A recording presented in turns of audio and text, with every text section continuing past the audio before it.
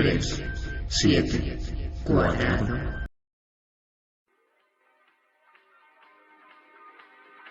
Bienvenidos a 37 cuadrado. Debemos hacer una advertencia importante. Este podcast no es apto para personas sensibles ni para niños. Si eres fácilmente perturbado por temas oscuros y siniestros, este no es podcast para ti. Pero si te gusta desafiar tus límites y enfrentar a lo desconocido, ajusta tus auriculares y prepárate para sumergirte en el misterio. Comenzamos.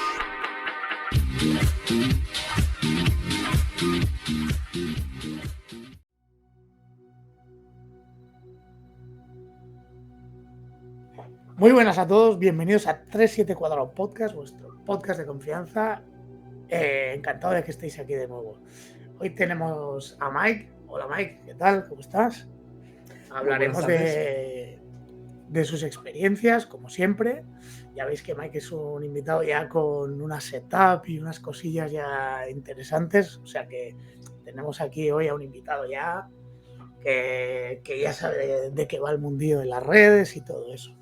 Y bueno, Mike le conocí a través de un amigo y bueno, así hablando, le dije, ¿te animas a venir al podcast? Que seguro que tienes algo que contar y tal, y vaya si tienes que contar y tanto. Así que Mike, bienvenido, preséntate un poquito a la audiencia. Bueno, ya como tú lo has dicho, me llamo Michael, diminutivo.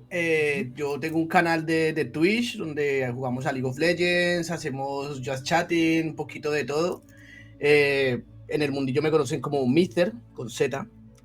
Y bueno, pues ahí poco a poco, aquí haciéndolo tú sabes, y bueno, ya cuando me contó nuestro amigo en común de lo que se trataba, dije, bueno, Marcos, ¿por qué hola, no? Marcos. Hola Marquitos, saludos. Y bien, aquí estamos. Pues sí que me interesa el tema porque claramente lo he vivido desde pequeño, muchas cosas, ahora lo iremos viendo, pero es un tema cuando menos apasionante para quien lo ha vivido medianamente. Vaya, y mira si es apasionante que yo llevo media vida escuchando podcasts de este tema y ahora tengo uno. Para que veas, ¿eh? Pues nada, mira, Mike me ha contado que bueno, desde bien temprana edad ya tuvo ya sus cosillas y tal, y la cosa empieza, ¿no? Tal como me has dicho, que de pequeños os mudasteis a una casa colonial de allá de Colombia, ¿puede ser? Correcto. Y cuéntanos. Pues mira, yo tendría más o menos unos 9 años y éramos mi hermano y yo. A mi hermano le sacó 3 años, pues él tenía 6 años, él era muy pequeñito aún. Recuerdo bien que teníamos unos triciclos, aún ni siquiera sabíamos montar en bici, íbamos con unas bicis de rueditas atrás y tal. Era una casa grande, era una casa de unas 5 habitaciones con una cocina enorme. La casa tenía una segunda planta a la cual nosotros no teníamos acceso, pero es que no hacía falta. La primera planta eran tranquilamente unos 200 metros cuadrados con un patio grande, todo amurallada la casa, ¿vale? Wow. Pero era todo exterior, entonces la casa era un pasillo largo hasta el fondo. Y en ese pasillo, pues, iban saltando las habitaciones, el baño en el centro, y enfrente estaba la cocina grande. Y aquí al lado había un patio enorme. Y había una sala que, la sala era una burrada de grande, era elegante, con madera fina. Claro, y a mis padres se la dejaron a un precio muy barato. Era una casa muy bonita y se la dejaron a un precio por ahí, ¿eh? Muy barato. Mi padre en ese momento era comerciante, mi padre siempre tuvo negocios. Pero teníamos un negocio de calzados y pues dijo, bueno, él nos quedaba como a 4 calles del negocio la casa, entonces estaba de lujo. Y la cogimos, nos fuimos allí, hicimos la mudanza, todo bien. A nosotros nos dejaron, a mi hermano y a mí, nos dejaron una habitación grande que quedaba en el fondo de la casa, quedaba enfrente del patio más grande. Habían 2 patios, pues esa daba enfrente del patio más grande, y ahí mi hermano y yo nos la pasábamos jugando, haciendo cosas, pues nosotros más felices que nadie de tener una casa así grande solo para nosotros. Ya ves. Era una locura. Ya me acuerdo que hacíamos aventuras y todo, y jugábamos en el trastero, y mi hermano y yo nos lo pasábamos muy bien. Pero no pasó, yo creo que ni un mes ni 2 semanas antes de que mi mamá adaptara la habitación de ella. La habitación de mi mamá eran como 2 habitaciones. Era su habitación principal y había otra habitación que se suponía era como el ropero. ¿Vale? Que quedaba junto, quedaban pegadas por una puerta sin puerta, no había puerta ahí. Entonces mi mamá adaptó esa habitación, la habitación del ropero, la adaptó para nosotros. Sacó todo de ahí y todo lo de ahí lo metió en otra habitación y ahí nos puso un camarote para mi hermano y a mí, arriba y abajo. Y ahí dormíamos. Muy bien. Sí. Y yo, ¿pero por qué? Si a mí me gustaba mi habitación del fondo, era más grande, era bonita, mi hermano y yo jugábamos a las peleas y saltábamos de una cama a la otra, y de repente nos vimos allá en la habitación ropero de mis papás, durmiendo al lado de ellos, que mejor dicho no podíamos hacer ni un solo ruido porque mi papá trabajaba temprano, ya no era lo mismo. Os cortó el rollo de pleno. Sí, sí, total. Y mi mamá dijo que no, y yo veía que mi mamá se levantaba mucho por las noches, no nos dejaba. Yo me soy muy de despertarme por la noche y andar. Yo nunca le he tenido miedo a la oscuridad. A día de hoy, yo soy de las personas que disfruto mucho de la oscuridad. Uh-huh. ¿Qué pasa? Luego me enteré que mi mamá estaba muy asustada en esa casa. Nos estaban asustando, por así decirlo. Y lo que no nos habían contado de esa casa es que esa casa sirvió como sitio para hacer velatorio de muertos. La sala grande, que era la estancia más elegante de la casa, con un suelo así en madera fina, muy bonito, ahí era donde velaban a los muertos, y durante mucho tiempo en esa casa se velaron muertos, iban, hacían las ceremonias, incluso en el trastero donde mi hermano y yo jugábamos, habían utensilios que utilizaban para eso, o sea, los candelabros de... Wow. Donde ponían las veladoras estas grandes, habían como manteles para cubrir los ataúdes. O sea, que había ya indumentaria. Ya había esa índole, ¿no? Esa energía por causa de eso. ¿Qué pasa? No era que hubiese un fantasma, según mi mamá. Y yo sí que vi, porque yo sí recuerdo haber visto, mi mamá el que más dice que veía y el que más miedo le daba, era el de una mujer embarazada. Había otro de un hombre, pero había un hombre alto que lo dice que también lo vieron, pero no una, sino muchas veces, y encima ya eran como agresivos en el término de que no se escondían o no, sino que se ponían a caminar por ese pasillo largo, iban, movían cosas de la cocina, etcétera, ¿vale? Entonces, claro, el raye de mi mamá era ese, y por eso mi mamá no nos dejaba ya dormir en nuestra habitación. Pero tú como niño, en aquella época, ¿notabas algo? No, tú estabas a tu rollo, tu cosa. Es que como yo no tenía conciencia de lo que era todavía ese tema, claro. Yo lo máximo que sabía de un fantasma era lo de Casparín, que yo vi la película de Casper. Lo de Casper. Claro, para mí incluso un fantasma era, está la tía de Casper o algo, era algo incluso inocente. Yo no sentía que eso llegase a ser, yo no sentía raro, ese tenor. Y aparte que yo sí llegué a ver alguna vez, a sentir, a escuchar que caminaban fuera de la habitación tarde, y yo pensaba que era mi mamá. Entonces yo llamaba a mi mamá y yo pensaba, mamá, que yo de pronto pues tengo sed, quiero salir, o bueno, yo qué sé, yo salía a mirar y no había nadie. Hostia. Y fue cuando yo la primera vez que sentí eso y tal, entonces dije, uy, aquí pasa algo. Claro, a mis papás les dijeron eso ya cuando ya estábamos en la casa, habían firmado un contrato, aparte la casa era muy bonita. ¿Qué pasa? La energía de la casa era muy, muy, muy extraña, y empezaron a pasar ya no cosas solamente de que un fantasma camine o de que te asusten por las noches, sino que empezaron a pasar cosas físicas, que empezaron por ejemplo, a caer gusanos del techo. Wow, según que sí, gusanos blancos. Pero ¿que estaba podrida la madera? ¿O? No, llamaron obreros y tal. Mi madre de siempre, desde niña, le ha tenido fobia, pero pánico a los gusanos, ¿vale? Entonces, claro, para mi mamá eso fue súper negativo. Y ya cuando llamaron a los obreros para ver si había algún animal muerto o algo en el tejado, llegó el obrero y dijo, aquí no hay ni gusanos, ni hay nada, eso está perfecto. Y mi mamá asegura y jura que mientras ella estaba lavando la ropa en el patio, le empezaron a caer gusanos del techo. Y no uno, sino muchos gusanos. Wow, qué mal rollo. ¿Tú los llegaste a ver? No. Yo estaba estudiando, eso pasó por la mañana. Cuando pasó eso, mi mamá dijo, ya está, se acabó, nos vamos de aquí. Pero entre que pasó eso y nos fuimos, pasó como un mes más. Entenderás que mi madre no nos dejaba salir de noche, no nos dejó volver a meternos al trastero, que a mí me encantaba meterme al trastero a explorar, porque había un montón de cosas en trastero. De trastos antiguos. Pues ahí me encontré una bicicleta que yo utilizaba y no me la dejó coger más, ¿no? Mi mamá cogió un pánico terrible con eso. Ostras, qué puta.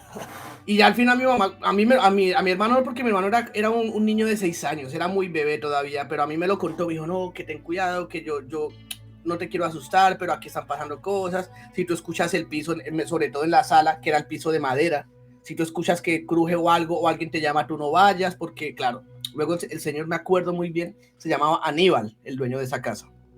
Es el que os rentaba la casa. Sí, dijo porque don Aníbal ya nos contó. Mi mamá me contó un poco la historia como para ponerme en contexto. Vale, De decir, mira, si eres un niño, pero tienes que saber que están pasando cosas y tienes que tener cuidado. ¿Vale? No porque yo sea inocente tengo que ir como gilipollas a que me secuestre un fantasma o pase algo, ¿vale? Entonces, bueno, esa fue como la primera vez que yo supe de ese mal rollo de una casa contaminada, o no sé cómo decirlo, pero ahí habían almas en penas, y no una, habían varias. Seguro además. Es que si era Habían una zona de varias. volatorio, Sí. ahí se juntan familiares rotos. Gente, bueno, pues eso, llorando. El muerto. Vete a saber qué tipo de muerte tuvo esa persona.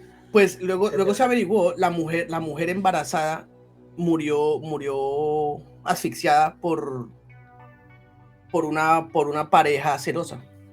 ¡Ostras! Mira, O sea, se me acaba de poner la piel de gallina. Eres el segundo invitado. Tú eres el noveno, ¿eh? Noveno podcast, ¿vale?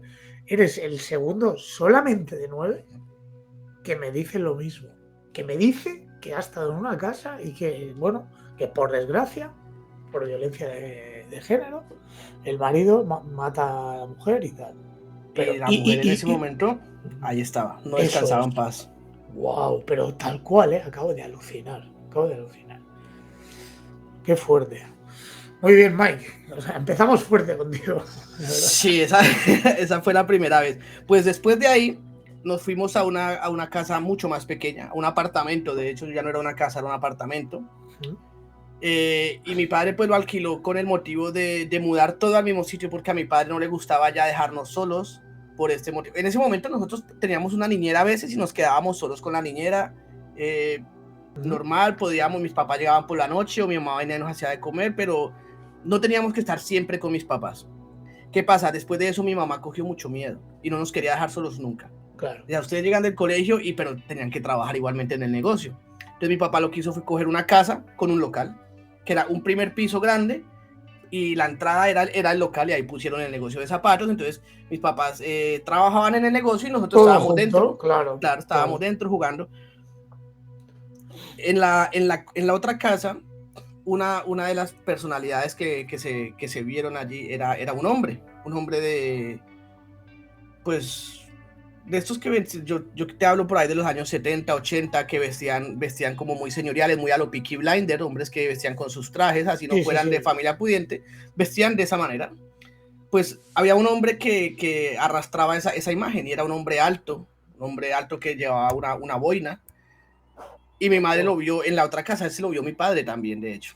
En la casa nueva ya. Sí. Wow. ¿Qué pasa? Estando nosotros en la casa nueva, no, en la primer casa lo vieron. En la colonial, sí, digamos. Sí, vale. Ahí lo vieron. ¿Vale? No, de él no se supo nada porque no se mostró mucho, pero sí estaba ahí, y él era el que más caminaba, sobre todo dentro de la sala, porque mi mamá decía que escuchaba el paso de un zapato con tacón de madera. Ostras. Sí, se típico escuchaba el zapato de la época, con la cuña de... Sí, ahí está. Entonces, claro, mi mamá se puso a investigar todo. ¿Qué pasa aquí? ¿Quiénes son? ¿Por qué? Llevaron un cura a esa casa, inclusive. Mis papás llevaron al cura del pueblo a esa casa para que viera qué pasaba, para que bendijera las cosas.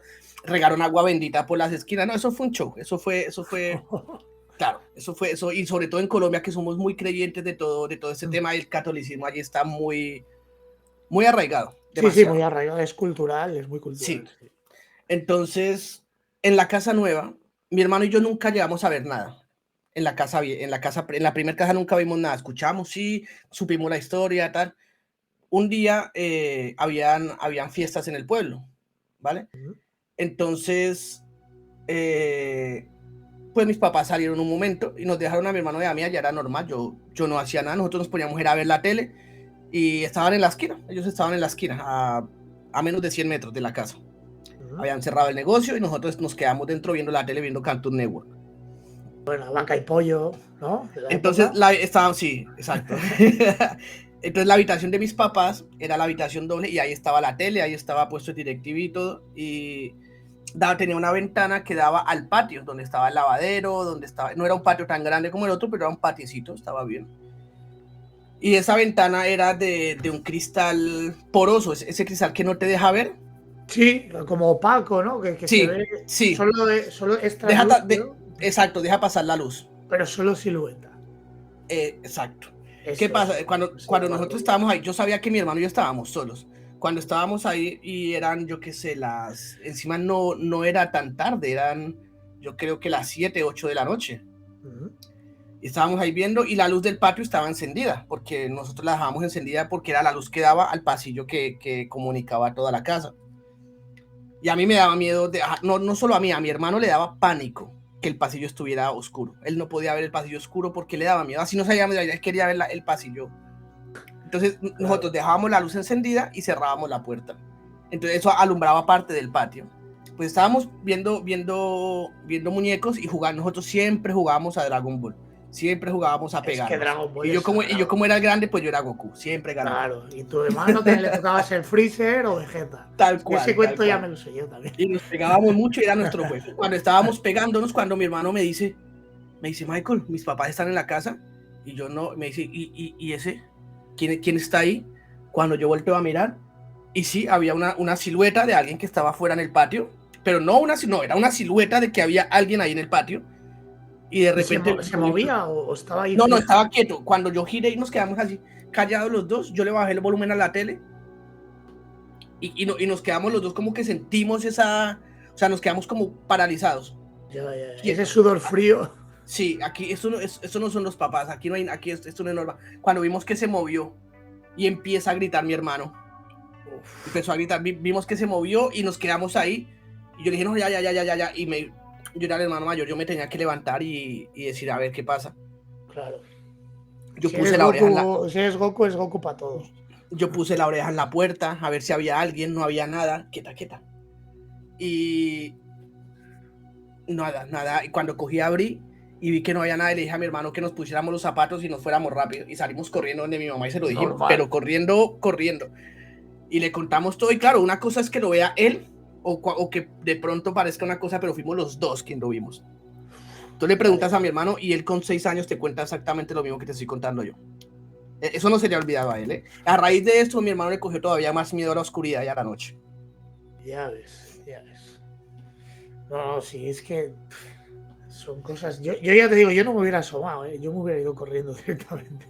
No, si estuvimos un buen rato, lo que pasa es que ya llevábamos tranquilamente media hora con un susto que ya nos dolían hasta los huesos. La tensión muscular que sientes en un momento así, dices, bueno, aquí ¿qué va a pasar algo? No va a pasar nada. Es peor la incertidumbre que la sapiencia de esto.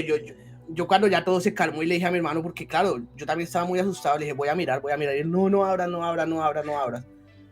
Y yo cogí, no había nada, todo en silencio, pero nosotros 100% había ese hombre en la ventana.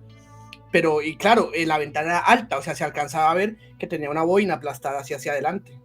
O sea, se veía la silueta hasta de la boina que llevaba. Cuando le dijimos a mi mamá que era un señor que tenía una boina como la de mi abuelo, por eso yo reconocí, porque mi abuelo siempre utilizó boina. De hecho, yo también utilizo boina. Doy fe de ello. Ah, bueno. Doy fe de ello. Entonces, a raíz de eso, yo le dije a mi mamá, no, era un señor con una boina como la de mi abuelito. Y ahí mismo mi mamá miró a mi papá y dijeron, no puede ser. Ostras.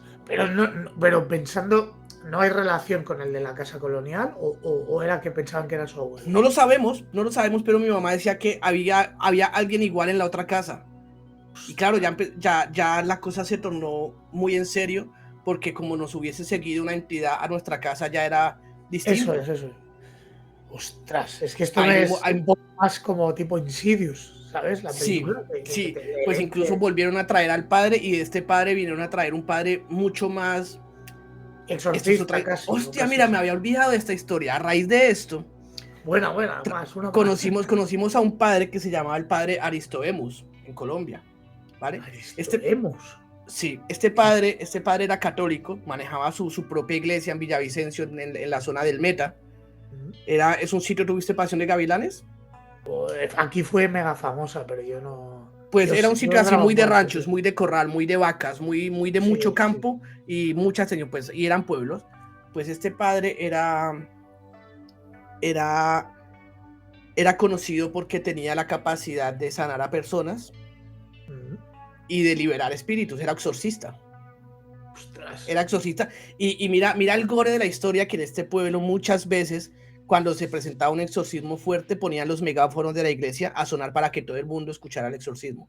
¡Hola! Era ¿Qué una dices? puta pasada. Era una ¡Qué pasada. locura! Sí. Te lo digo de verdad, que yo luego eso te lo digo porque después de todo lo que pasó, nosotros nos fuimos a vivir al pueblo donde este padre regía, porque era un pueblo donde nosotros conectábamos mucho, teníamos familiares, el clima era más calentito y a mi papá le encantaba y terminamos viviendo ahí en ese pueblo. Que luego pasaron cosas de la violencia de la guerrilla y todo eso y también nos fuimos de ahí. Pero este padre se hizo muy famoso, en plan, ese pueblo se llenaba de gente, de miles de personas que iban a verlo. Hola, pero ¿Vale? esto de poner los altavoces es duro, ¿eh? Sí. Pasaba. Uf, qué yo lo sé porque cuando nosotros vivimos en el pueblo, yo varias veces escuché los exorcismos en directo desde la iglesia. Siendo yo niño, yo en ese momento tenía 10 años o así. Sí. Pero qué locura, ¿qué me estás contando? Pues mira, ahora que lo digo, cuando nosotros vivimos en Guamal, yo estaba en cuarto de primaria, eso quiere decir que yo tenía 8 años. Eso quiere decir que cuando yo estaba en la casa pequeña, yo tenía 7 años, no 9 como dije ahora. Ahora lo acabo de mencionar. Cuadrado todo, sí. Ya, es que cuando tienes ya cierta... no, ya cuando tengo la referencia del curso, porque yo en claro. Guamal fui a cuarto de primaria. 100%, yo fui a cuarto de primaria allí. Claro, hostia, qué chungo. Y entonces, pero este exorcista no es el que trajisteis para mirar las No, otras. vino el padre del pueblo, y a raíz de eso mi abuelo conocía al padre del otro pueblo y ahí fue cuando mi papá nos conocimos, no sé qué, el padre vino, miró a la casa y el padre dijo que eso no era bueno, que la presencia sí que estaba ahí, que era muy fría, que era una presencia que él no podía explicar muy bien, pero que si estaba ahí era para absorber algo de nosotros, y si se nos había parecido a nosotros físicamente, es porque algo quería de nosotros o algo estaba absorbiendo de nosotros, que éramos encima niños pequeños. Nosotros éramos presencias muy inocentes. Claro, tío, claro. Y si lograba infundir el miedo en nosotros, se iba a alimentar todavía mucho más. Y ese día que pasó, nosotros ya no volvimos a dormir solos. Ya mis papás no podían ponernos otra cama, sino que ya directamente nos metimos en la cama de mis papás y dormíamos con ellos. Normal. Y más siendo niños, ¿no? Que cuando se te impregna, lo vives de una manera. Entonces este padre vino, hizo como una especie de ritual en la casa. Purificó con agua bendita, hicieron exorcismo dentro de la casa. Trajeron unas figuras benditas, nos dieron como una especie de escapularios también, todo bendito, con agua bendita adentro. Wow. Todo como en el negocio pusieron, recuerdo mucho el tema de los limones, pusieron limones cortados en cruz en todas las esquinas, o sea, un montón de cosas, ponían sal, hacían altares. Sí, no, eso fue, yo me acuerdo de todo eso. Allá en Colombia el tema de la santería es tipo así como en México y tal. Que sí. La santería está muy a la orden del día y tal, ¿no? Sí, no está bien vista. No está bien vista porque, como te digo, el tema de la religión allí es importante. Sin embargo, quien lo hizo esto fue un padre católico. Wow. O sea, quien hizo todos estos rituales, que eran rituales que, lo que tú dices, son rituales parecidos a la santería, pues fue un padre. Y él fue el que nos hizo todo esto, nos purificó la casa, nos hizo pues como el lavado. Bueno, a ver, ciertamente aquí en España hubo el padre Pilón, me parece que era, fue un exorcista muy famoso aquí en España que salió en Cuarto Milenio alguna vez y tal. Ese señor ya murió, creo. Quiero decir, el tema del exorcista ha existido. En el Vaticano a día de hoy se forman exorcistas, ¿sabes? Pues este padre, a raíz de todo esto, el negocio nos fue mal. O sea, el negocio mi padre pasó de tener sucursales en 3 pueblos a empezar a quebrar, las cosas empezaron a ir mal. Nos enteramos a posteriori que también una competencia de mi padre, porque él no solo tenía calzado, sino tenía también una cadena de pollos. La competencia empezó a hacer lo que tú acabas de mencionar, el tema de la santería, el tema de la brujería. Se empezaron a ver afectados, la relación de mis padres se vio afectada también. Así que cerraron todo eso y nos fuimos para Bogotá. Dejamos el pueblo, dejamos todo, y mi padre, pues, en ese momento se separó de mi mamá. Todo eso jodió mucho a la familia, eso afectó mucho a la familia, pero claro, mis papás duraron separados 6 meses nada más. Mi mamá no podía vivir sin su hombre, mi papá no podía vivir sin su mujer y sus niños, mi padre había trasladado todo su negocio él solo al pueblo que yo te digo, a Al del Guamala. exorcista que Sí, Wow. sí, al padre Aristodemus. Ahí está. Mira que me acuerdo todavía, ¿eh? Sí. Nombre, acordarse de ese nombre, ese nombre marca, ¿eh? Sí. Y pues al final nos terminamos yendo todos para allí. Nos fuimos, mi mamá y yo estuvimos en casa con una tía 6 meses y ya mi mamá dijo nada, sabes que mi papá vino por nosotros y nos fuimos todos para el pueblo. Y a mí me encantaba ese pueblo. ¿Por qué? Porque nuevamente teníamos una casa gigante. Wow. Teníamos una casa de dos plantas, como con 6 habitaciones. Dentro de la casa misma estaba el negocio en la primera planta. Ideal, vivíamos al lado. El detalle de este sitio era que vivíamos al lado del comando de la policía. Y en esta zona era la época en la que la guerrilla y todo esto estaba demasiado activa. Que eso, bueno, eso ya es cuento aparte, pero bueno, sufrimos un poquito el tema de la guerra con la guerrilla. Y allí en el pueblo, pues lo que sí se veía era el tema del padre. Y mi papá, como se hizo amigo del padre, toda la familia se implicaron. Mi papá se convirtió como en una especie de acólito de este padre. ¿De verdad? Sí, o sea, entablaron amistad. Sí. Y se metió rollo en su... Sí, en su círculo privado, en su círculo de amigos, en su círculo de confianza. Y lo que hacían era, por ejemplo, hubo el caso de un niño que intentaron exorcizarlo 9 veces. Era un niño de 12 años, era un niño que estaba en sexto. Ostras, ¿tú le conociste del colegio o de...? No, a mí no me dejaron conocerlo, pero yo sabía que iba a mi colegio. Era un niño gordito, sí, acuerpadito, pero estaba muy atacado por ese mal. Y más que nada, cuando mi papá lo cuenta, porque luego salió el cuento de que este cura era un charlatán, ¿vale? Luego salió el cuento de que este cura, pues... Era como un momento que la gata quiere salirse y va a empezar a rascar. Sí, no te preocupes.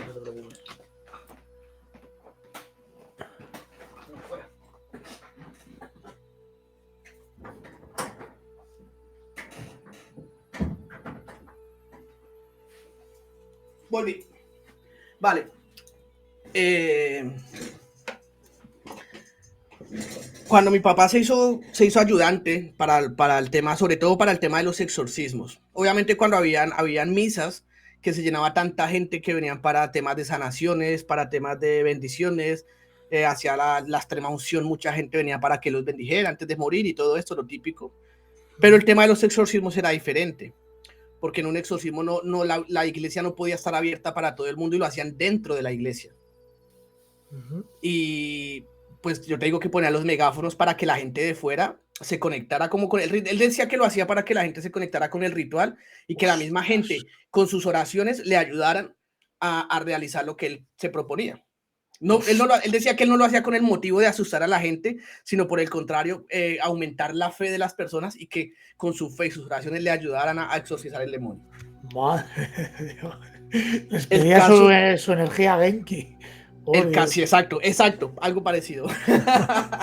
Hacía su mini Genki Dama de exorcismo. Sí. Pues el caso de este niño, mi papá dijo que era curioso porque el niño tenía extremadamente mucha fuerza. O sea, tenían que sostenerlo entre 3 adultos. Ostras. Para que no se soltara. El mismo niño fue el que le cogió de una vez en un caso de eso, le arrancó así el crucifijo y le dejó aquí toda la marca el niño tenía las uñas como yo, no tenía uñas, se las comía, pero aún así le dejó unas uñas marcadas, aquí le arrancó el crucifijo. Wow. ¿Y consiguieron ayudarle al niño? Sí, al final lo ayudaron. Menos mal. En Colombia esto se ve muchísimo. No sé aquí por qué no, supongo que aquí se ha desconectado más de todo ese mundo. Creo que antiguo, es un tema de fe, es un tema, una mezcla entre cultura y fe, quiero decir. Sí. Aquí al final España, por H o por B, la fe a nivel cultural ha desaparecido. La fe cristiana, digamos, o la fe católica. Cierto. En este caso. Entonces sí, yo creo que tiene que haber un vínculo, hay conexión. Pues esa fue como la parte de mi niñez, porque ya después fue cuando a los pocos años nos vinimos para España y ya todo eso quedó como atrás. Sin embargo, cuando pasada la época de Guamal, nosotros tuvimos que ir del pueblo por el tema de la violencia, de la guerrilla. Una vez la guerrilla entró al pueblo y lo destrozó con tanquetas, Ostras, con qué o sea, ya pena, claro, qué incluso pena. cayó una bomba en el negocio de mis papás. Nosotros estábamos como en una especie de búnker que tenía la casa, pero el negocio lo destrozaron. Qué pena. Entonces nos devolvimos al pueblo donde estaban mis abuelos y ya de ahí mi papá dejó todo el tema de los negocios, vendió la mercancía que quedaba, pagó sus deudas, compró un taxi y empezó a trabajar como taxista. Mi padre siempre fue soldador del Estado y de ahí le salió el contrato para venir a España. Ah, soldador del Estado. Sí, O sea, de metal, sí, soldar. sí. Ah, y, Era y por eso vinisteis a España, para trabajar Ahí aquí. está, ahí Muy bien. salió una convocatoria, mi papá hizo una prueba, la pasó y lo trajeron. Y nos quedamos mi mamá y yo pues, allá en Colombia. Ujú. Mi papá tuvo un accidente muy terrible aquí. Todo esto te lo cuento, ya sé que eso no, pero tiene que ver con la historia que te voy a Tiene contar a conexión, posteriori, perfecto. ¿vale? Sí, sí, sí. Mi papá tuvo un accidente en el cual casi muere al muy poco tiempo de estar aquí, a los 6 meses. Hostia, En Reus tuvo un accidente terrible, todas las costillas rotas, el pulmón perforado, se cayó. no, lo ¿Qué? aplastaron. Ostras, compró una máquina o algo. Sí, contra un puente grúa. Una caseta lo aplastó contra el puente grúa mientras él soldaba unas luces. Pero Un bueno, error está humano de bien. abajo, un error humano y casi le cuesta la vida. Bueno, mi mamá se vino, o sea, cuando pasó esto, mi papá estaba aquí solo, desamparado. Nuestros papeles se suponía que tardaban un año de reagruparnos a todos juntos, Sí. pero como pasó esto, mi papá necesitaba de alguien que le ayudara y que lo cuidara, que él estaba aquí solo. Entonces mi mamá movió cielo y tierra y logró venirse, Ujú. pero nosotros nos tuvimos que quedar. Entonces nosotros nos quedamos primero en casa de mis abuelos, pero mi hermano y yo siempre tuvimos como mucho pique el tema de los hermanos, normal. Entonces, y mi hermano era muy travieso, mi hermano era muy mimado, muy consentido y muy travieso. Entonces, al final nos terminaron separando. Mi ¿Sí hermano o se qué? quedó con ¿Os, mis. os matabais o qué? Sí. Sí, no, yo no estoy para hablar, ¿eh? Hola, Abel, ¿qué tal? Mi hermano Abel y yo nos entonces, matábamos. entonces mi hermano se quedó con mis abuelos y yo me fui con uno de los hermanos mayores de mi mamá, mi tío César. Eh, Al cabo de que mi hermano y yo estuvimos más de un año solos en Colombia.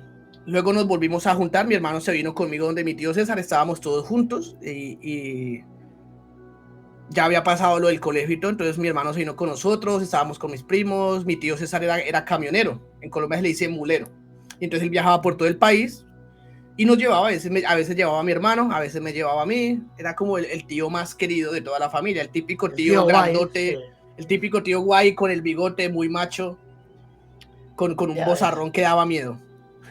Mi hermano amaba a mi tío y yo también, era como un segundo padre para nosotros, ¿vale? Era muy buena persona, o sea, no lo voy a defender que era perfecto, pero con nosotros sí. A nosotros siempre nos traía nuestros detalles, unos racimos de uvas que eran gigantes, nos traía Wow. dulces, iba a la costa, nos traía dulces de la costa, iba a Medellín, nos traía dulces de Medellín, siempre llegaba con algo para nosotros y obvio para sus hijos también. Y siempre fue muy justo, no fue la típica persona que tiene la preferencia por sus hijos encima de los sobrinos, que porque no. No, él antes nos ponía a nosotros por delante de sus hijos porque él sabía que los que estábamos solos éramos nosotros. La hostia, qué Cosa que bonito. otra tía no hizo, cosa que por ejemplo mis abuelos no hicieron. No fueron tan imparciales y tan buenos como mi tío. Entonces, Empáticos, ¿no? O sea, sí, tan empáticos empáticos, con sí, unos perdón, tienes niños, toda la ¿no? Que razón, sus sí. padres estaban lejos, claro. Entonces nosotros cogimos mucho cariño con mi tío César y el plan era que mi tío César, ya nos habían salido los papeles, íbamos a viajar a España. Y mi tío César también iba a venirse para España 2 semanas después de nosotros. Ujú. Todos felices, tú sabes que tú siempre tienes más afinidad con un hermano que con otro. En la familia de mi madre eran 7 hermanos. Pues mi mamá era el ojito derecho de mi tío César y viceversa. Mi mamá le guardaba todos los secretos, mi tío César, bueno, esto va a salir, pero da igual, mi tío César alguna vez llegó con su amante allá a la casa de mi madre y todo. Bueno, cosas de. Cosas de familia, sí, cosas Sí, de sí, sí. hermanos. Entonces, nosotros lo queríamos como un padre y mi madre tenía devoción por mi tío César. Cuando nosotros nos vinimos, mi tío César tenía que hacer un último viaje en Colombia. Él tenía problemas con los paramilitares. Tuvo un problema de que lo secuestraron, le robaron la carga, le robaron el camión, pasó lo típico que pasa allí, que se salvó de milagro, y a raíz de eso él tuvo un problema con la empresa, en fin, lo estaban buscando, y él se iba a venir a España como refugiado. Ostras, claro, de la guerrilla, claro. Sí. ¿Qué pasa? Al final lo encontraron. Una semana después de dejarnos en el aeropuerto, a él lo mataron. Ostras. Él ya tenía el pasaje comprado, ya tenía todo, y lo desaparecieron y lo vinieron a encontrar pues a las 2 semanas. Lo encontraron en la costa, en Cúcuta, en la frontera con Venezuela. Wow. Nosotros estábamos, claro, ¿te acuerdas que te dije que nosotros dormíamos en la habitación con mis papás?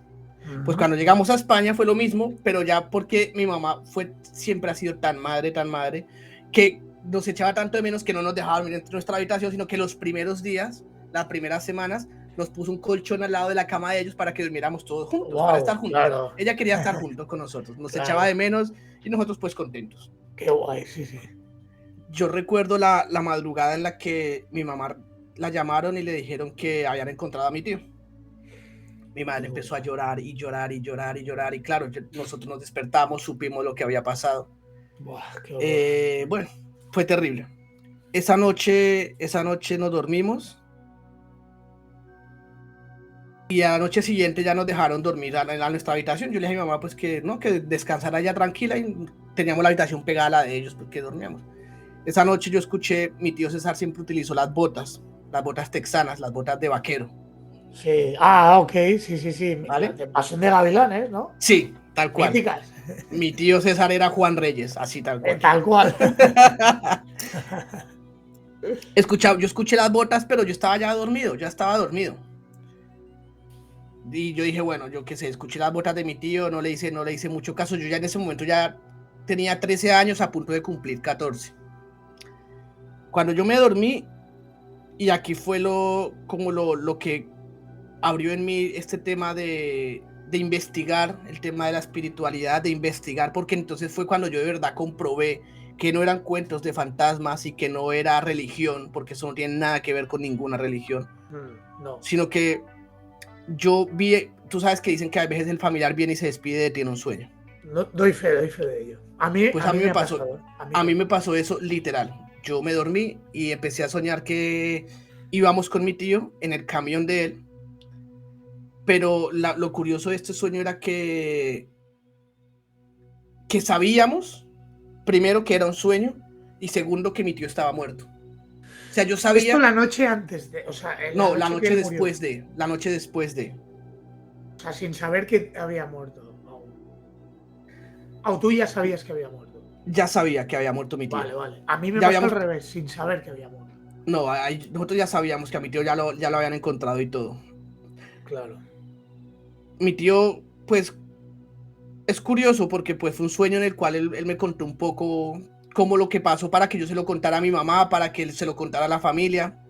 No voy a dar detalles de lo que él me contó a ese respecto, de cómo lo mataron o de qué, porque él me lo contó y fue durísimo, pero luego él hice lo que él me pidió, que se lo contara y que bueno, yo qué sé. Lo curioso de este sueño es que él me hizo un regalo. Él me hizo un regalo en ese sueño, y fue enseñarme a volar en los sueños. ¡Wow! ¡Qué regalazo! Fue un sueño muy raro porque, para empezar, nosotros íbamos con el camión íbamos subiendo, no íbamos bajando, íbamos subiendo. Íbamos con un camión, que un camión pesa, un camión no sube rápido, pero mi tío siempre fue de andar rápido, y íbamos en el tráiler. Él ya me había contado un poco, yo lo había abrazado mientras él manejaba, y yo lloraba. Yo me acuerdo que yo lloraba en el sueño, diciendo, claro, pues tenía el luto muy vivo. A raíz de eso, él empezó a acelerar la mula, porque ya habíamos hablado, empezó a acelerar, y él me dijo que ya era hora que él se tenía que ir. Me dijo, me tengo que ir, pero antes te voy a enseñar una cosa que te va a gustar. Y me dijo, cuando yo te diga, me coges de la mano y no me vayas a soltar por nada del mundo. Y empezó a acelerar la mula, empezó a acelerar, cuesta arriba. Y de repente había una curva, y no cogió la curva, sino que tiró la mula por el barranco. Él cogió, le pegó un manotazo a la puerta, la abrió, me cogió de la mano y salimos a volar. ¡Qué guapo! Eso fue Es que fue muy real, porque yo sé que era un sueño, pero era tan real, tan real, tan real, que el corazón se me empezó a acelerar, acelerar, acelerar. Y él me decía, relájese, tranquilícese que no le va a pasar nada. Y empezamos a hablar y él me tenía, ya no me tenía la mano, sino me tenía así, él me tenía cogido así, así Ya firme. ves. Él me llevaba el brazo y yo iba así cogido a él, pero literal me llevaba arrastrando. Y yo temblaba así, yo temblaba así. Y yo sentía el frío de la humedad del ambiente, había como una cascada. Fue una cosa muy, muy bonita, muy bonita. Al final de eso, pues me dio una vuelta, me enseñó y paramos en el borde, en una roca. Y él me dijo que yo podía hacer eso cuando quisiera. Y que no estuviera triste, que él sabía que, pues, que lo estábamos llorando mucho. Y que cada vez que alguien lo lloraba, pues él lo sentía y le daba mucha tristeza. Bueno, nos despedimos y ahí quedó la cosa. Yo le conté a mi mamá lo que me había pasado, mi mamá lloró, yo lloré. Claro, no es fácil, ¿no? El tema fue que a partir de ahí yo empecé a tener ese tipo de sueños en los cuales yo me despertaba dentro del sueño, en los cuales yo sabía que estaba soñando y sabía que podía volar.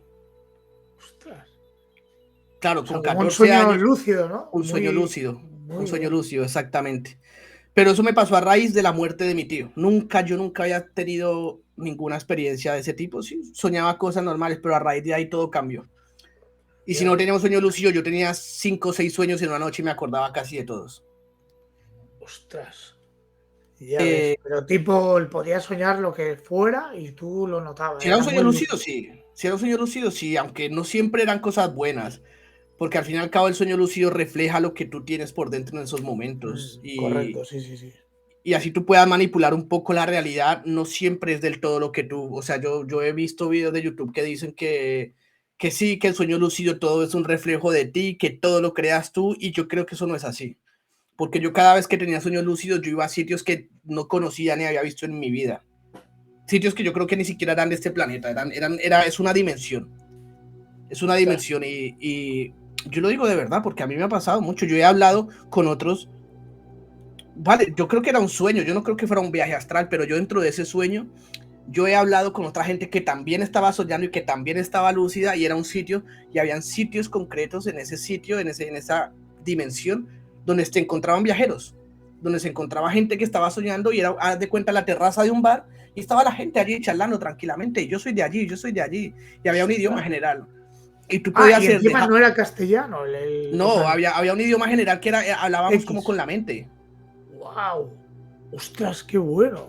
¡Qué bueno! Sí, no es un idioma que Y tú tengas que saber, no, hablas con el pensamiento y el pensamiento lo que refleja son imágenes. Tú ves lo que la otra persona te está diciendo por las imágenes que te proyecta con su cabeza.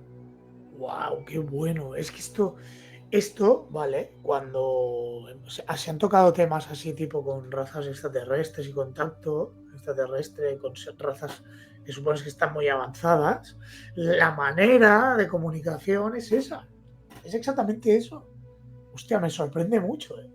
Pues esa terraza, mira, esa terraza existe porque yo he ido varias veces. Es una terraza, tú te puedes imaginar, por ejemplo, A mí yo no sé por qué, pero a mí el tema de la cascada siempre ha sido muy representativo en mis sueños. Siempre que tengo un sueño positivo, siempre tiene que haber una cascada muy grande. Agua cayendo. ¿Vale? Pues haz de cuenta una cascada como yo que sé, las cataratas del Niágara, que son muy grandes, pero Sí. las cataratas son muy ruidosas. Esta cascada no genera ese ruido molesto que te desordena y que tienes que gritar para escuchar al otro, para que te escuchen, perdón. Allí es una cascada como que no, el agua cae, pero no choca con nada. El agua solo cae y cae y cae. No hay una roca debajo que haga que suene. No, es una cascada que cae al infinito. Ostras. Pero no se ve, o sea, tú ves abajo y sí puedes ver un mar, puedes ver un lago, pero no hace el ruido de que choca el agua como que cae hacia el vacío. Y arriba, No. al lado de esa cascada, está esa terraza, y es como un restaurante, es un bar, y está rodeada como por una cerca blanca, y la gente, y llegas volando allí, aterrizas y te tomas algo, charlas con la gente, es un sitio de encuentro donde la gente va a intercambiar conocimientos.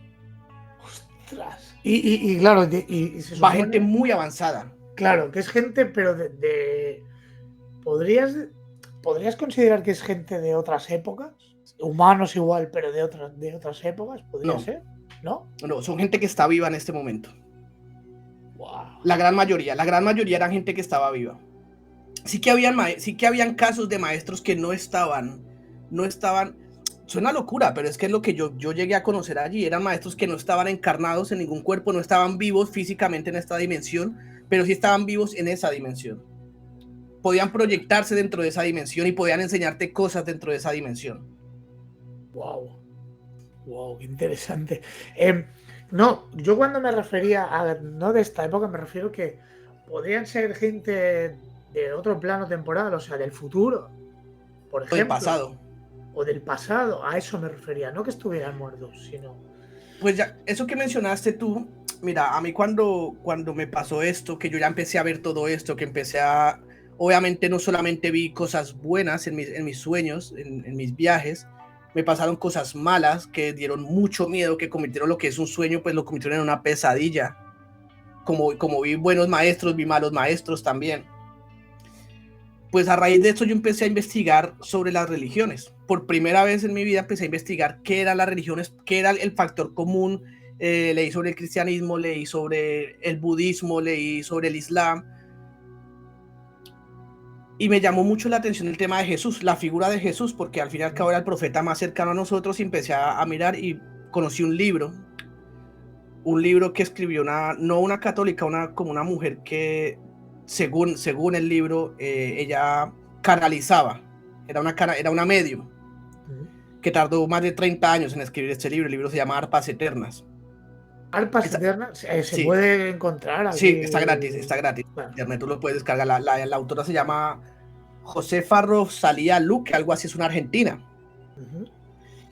Este libro para mí fue un referente brutal, porque yo cuando me lo leí, yo estaba en ese momento, yo ya tenía 18 años, si no estoy mal, 18, 19 años, fue la primera vez que yo fui a Londres, 20 años, perdón, tenía, fue la primera vez que yo me fui a vivir a Londres. Entonces yo en ese momento yo ya había leído sobre Buda, había leído sobre los mediums, sobre todo el tema esotérico, sobre los espíritus, sobre obviamente el viaje astral había leído y lo había intentado dominar. Yo decía, lo que me pasa a mis padres es un viaje astral, pero no es un viaje astral, o al menos era lo que yo pensaba. A raíz de esto yo conocí mucho la figura de Jesús, porque ese libro lo que trata es la infancia. Tú sabes que la Biblia, el catolicismo no hablan absolutamente nada de lo que es la infancia de Jesús, más que su nacimiento y cuando Herodes lo persiguió. Pero en cambio en este libro no, en este libro lo detallan todo. Yo no sé si sea verdad o sea mentira, pero ese libro a mí me impactó tanto que yo sentí mucha empatía y mucho cariño con ese maestro, con Jesús. Para mí siempre fue un maestro, ya no es el hijo de Dios, no es el gran poeta, es un maestro, un gran maestro. Entonces yo empecé a intentar buscarlo en ese mundo. ¡Wow! ¡Ostras! ¡Qué bueno! Es buena idea, es que es buena idea además. Claro, porque yo ya sabía que habían otros maestros que estaban allí. Y yo ya sabía la historia de Buda, que Buda también conoció ese plano y se supone, según la tradición, que Buda es de las pocas personas que no murió físicamente, sino que su cuerpo simplemente trascendió, se lo llevó. Dejó de existir en la tercera dimensión, pero pasó a otra. En fin, son historias de estas, pero yo quería hablar con Jesús. Yo decía, a ver, si es verdad que Jesús existió, yo tengo que poder verlo aquí. En ese plano, ¿no? Al sí, que viajaba, si es verdad que existió, tengo que buscarlo y empecé a preguntar por él. Dice, bueno, la imagen de Jesús, quiero verlo. Nadie me decía nada. Yo, bueno, pues yo ya empecé a llamarlo dentro de mí. Yo, pues la típica oración, ¿no? Que haces, decirle, oye, pues si estás, ven, dime algo, o sea, enséñame, ¿qué es esto? ¿Por qué yo siento tantas emociones? En esa época, eso fue para el 2012, yo tuve una época demasiado empática. Yo empatizaba demasiado con todo.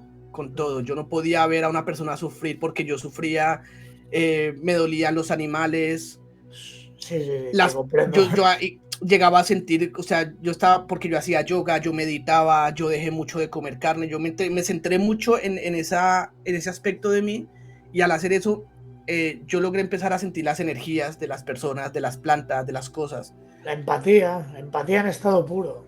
Entonces yo lo que le dije es, a ver, si a mí se me está dando todo esto, no es por casualidad. Si mi tío me enseñó todo esto, no es por casualidad. Yo vi a mi abuelo también cuando murió. Y cuando me pasó una cosa muy mala después de todo esto, cuando yo volví de Londres y me fui a Colombia, volví a ver a mi tío que vino y me dijo, ten cuidado que te va a pasar esto, esto y esto. Ten mucho cuidado, no vayas por ahí, no vayas por ahí. Y ¡pum! Me estrellé. Me avisó 6 meses antes de que me pasara y casi muero por eso. Ostras, ¿pero se puede saber lo que te pasó o no? Sí, luego lo contaré. Vale. Lo que pasó con el tema de que yo quisiera invocar a Jesús fue que al final vino. Wow, pero en un sueño lúcido. Sí.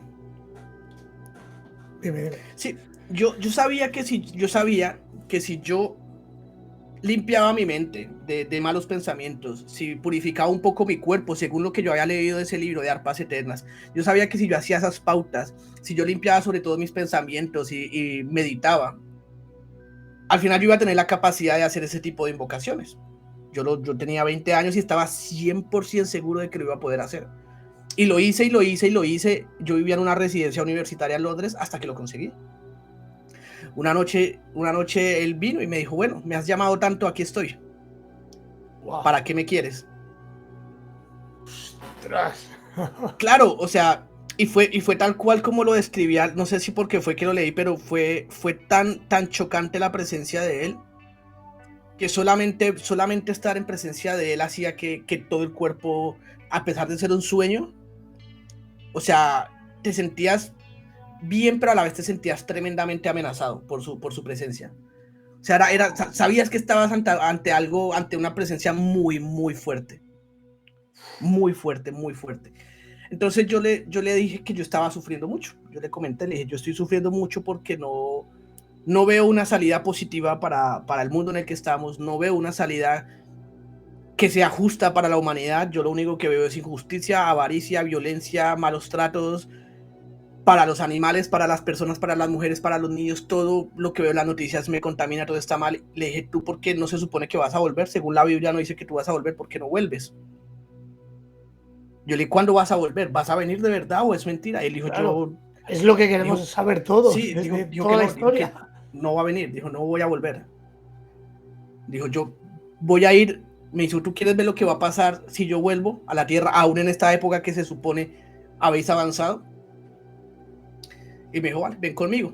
Y me llevó a lo que era una escalera de caracol, una escalera que bajaba mucho, y abajo había una playa grande. En ese momento en esa playa había un montón de gente, había una fiesta con tarima, con DJ, con música, y había un montón de gente. Y al lado de la tarima habían 3 cruces clavadas en la arena. Y nosotros fuimos bajando y pues fuimos teniendo una conversación. Me pasó como cuando mi tío, yo no podía estar al lado de él sin llorar de la emoción que sentía. Es que a mí me ha pasado. Yo, perdona que te corte, pero es que no, tranqui. Es imposible que no te conteste, tío.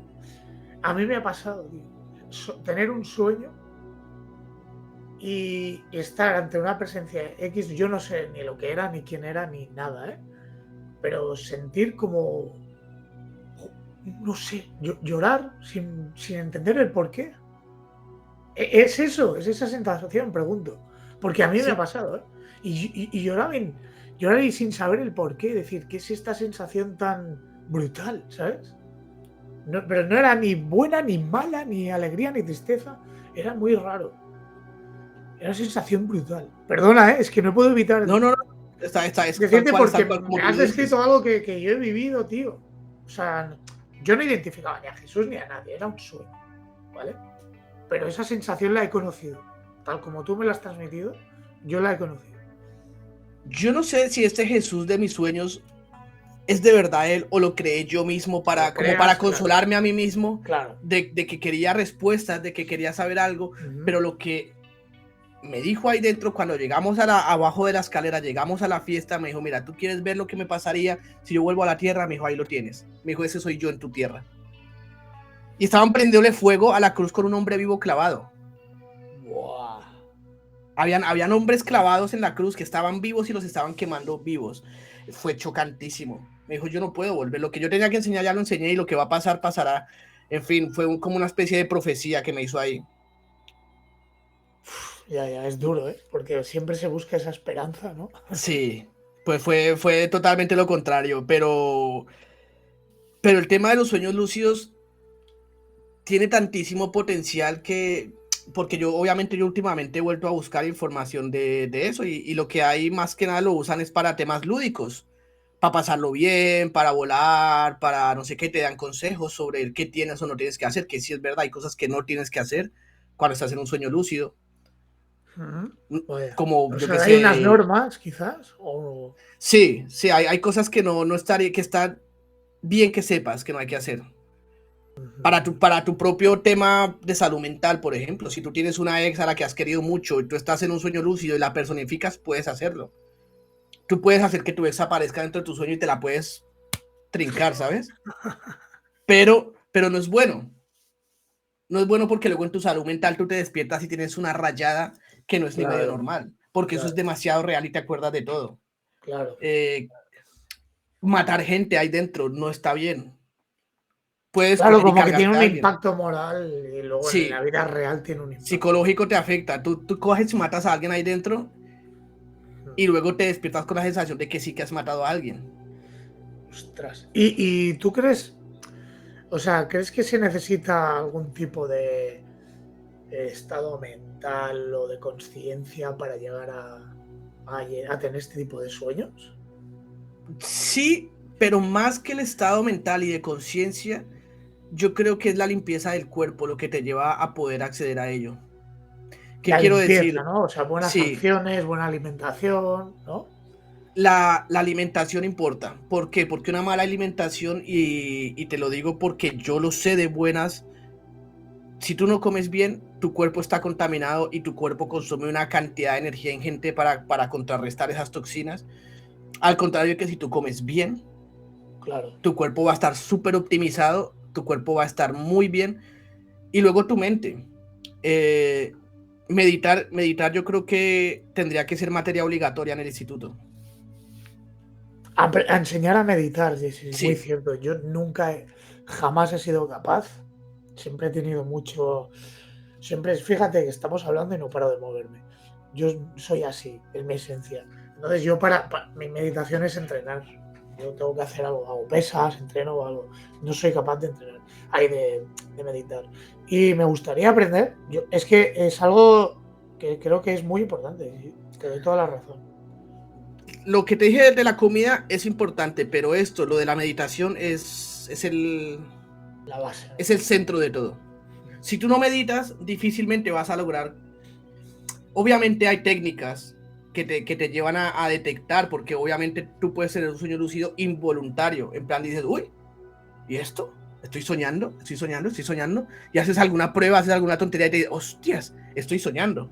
Eso es un sueño. Claro, Claro, lo puedes tener y cualquiera lo puede tener así. Ahora, hacerlo de manera voluntaria ya es otra cosa. claro. Está claro. Pues muy bien, Mike.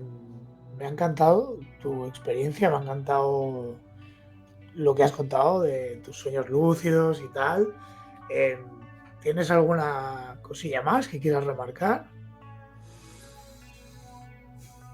Pues, pues, ¿qué te dijera? Siempre hay cosas, Siempre, y sobre todo en este tema podríamos tirarnos horas y horas. horas y Eh, horas hablándolo. lo que hemos comentado antes, ¿vale? Mike, ya habéis visto que es un crack y como comenté el otro día en los shorts que subo, que por cierto subo shorts y TikTok, tenéis que seguir, Dale el follow. eh, queremos estrenar una nueva sección en el canal, una sección de tertulias y tal. Y Mike va a ser uno de los invitados donde trataremos temas, pues ya sea de misterio o ciencia o curiosidades que nos gusten y las debatiremos, haremos como un debate. Así que seguramente Mike será de los primeros en venir. Y nada, Mike, ¿nos repites tu canal de Twitch o tus proyectos para YouTube o lo que quieras hacer? Pues ahora mismo he estado un poquito en stand-by, pero sí que tengo proyectos para hacer tema de entrevistas, siempre me ha gustado mucho escuchar a los mayores, te lo comenté el otro día. Sí, me parece una idea brutal, de verdad. Siempre sí, quiero llevarlo a cabo. Estoy esperando que me llegue un pedido y voy a empezarlo. Entonces voy a crear un canal donde hacemos entrevistas a las personas mayores. Quiero ir a las residencias de los abuelos, a sentarme con ellos, a hablar, que me cuenten la época de la guerra, sus buenas experiencias, sus malas experiencias, qué piensan de estos tiempos, qué nos aconsejarían, qué estamos haciendo bien, etcétera. Qué bueno, qué canalazo. Y en Twitch, total, en Twitch pues tengo el canal, se llama Mister33 con Z. Lo dejaré en la descripción. Ahí hago directos cada semana, 2-3 veces por semana. Me gusta jugar a League of Legends, tirarle el Prime, por favor, a este señor. Tirarle el Prime, va, que es gratis, hostia. O sea, somos un canal pequeñito por ahora, pero bueno, nos lo pasamos bien y ahí estoy siempre con mi gente cercana. Muy bien, más si vamos a hacer este contenido contigo, claramente, porque obviamente si hay una cosa y es que yo me he desconectado muchísimo. Después de lo que me pasó en Colombia, que fue lo que mi tío me advirtió, yo tuve una desconexión brutal. ¿Quieres contarlo ahora o nos esperamos a otro? Como quieras, ¿eh? Yo, si lo quieres decir ahora, encantado. No, prefiero guardármelo. Perfecto. Pero eso que me pasó en Colombia, eso ya te lo contaré otro día. Eso me llevó a una desconexión muy grande de todo lo que yo había avanzado en Londres, porque en Londres será lo que sea, pero allí la gente está conectada. Otras personas, tú vas a Camden Town, por ejemplo, y los hippies de allí no son como los hippies de aquí, o sea, hay mucha comunidad. Yo he vivido en Londres también. Se reúnen para hacer yoga y no te cobran por hacer yoga, te enseñan, hay mucho, tú vas a la gente y está la gente meditando en círculos, entonces se presta mucho y allí yo crecí mucho en ese aspecto.